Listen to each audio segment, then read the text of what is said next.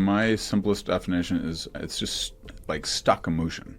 Motion that is frozen. We're not meant to be on all the time. First thing when we wake up, we're checking our iPhone. Right. We have too many activated stress patterns.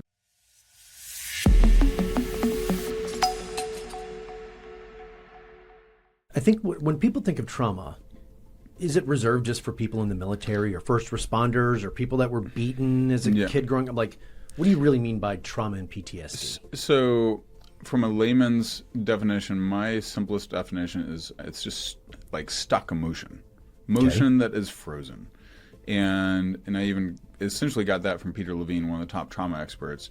And so if you look, we've all got some frozen emotion that is unprocessed. And the more you have stuck, like some people have a lot, right? And then it's like, it's like in our body, if we have a lot of constipation, we're going to turn septic.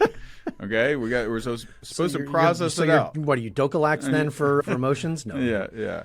Well, but it often too, and even like Gabor Maté and others, when they go through, they talk about the studies of like people with cancer. I think it's breast cancer, where 76% of breast cancer patients are people pleasers.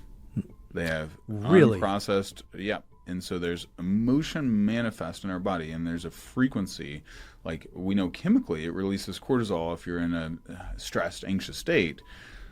But energetically, it also, on the epigenetic side, it's turning on and off genes. Hey, I'm Matthew Galogli, and I'm a maverick. Well, what is a maverick? A maverick goes against the grain. We find our own way. And if you're sick and tired of being pushed around by the insurance companies, come join us. We'll show you the way out. And you'll love medicine again.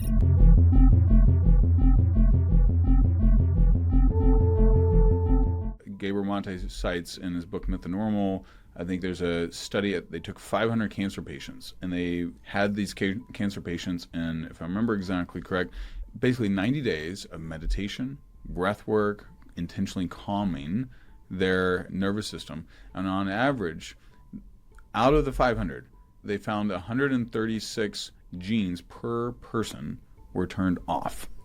136 genes were turned off. Meaning, so if you think of how your body and your health system is responding to the environment, epigenetics is really the study. We are not genetically predetermined. Our environment tells our nervous system which genes to turn on. Got it. And so you can switch these things on and off, and I see it a lot of time in my autoimmune.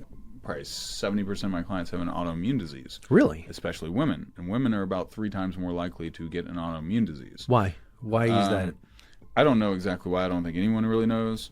But what's your guess? My guess is they're emotionally more sensitive on average and emotionally more connected. And so and you look at our Western world where we're in a extra stress state, our iPhones are always connected, we're always on, we don't get the natural downtime we were supposed to get. So we'll literally be looking at our iPhone right before bed, right? And you're looking at your text message, getting Instagram, etc. We're not meant to be on all the time. First thing when we wake up, we're checking our iPhone. Right.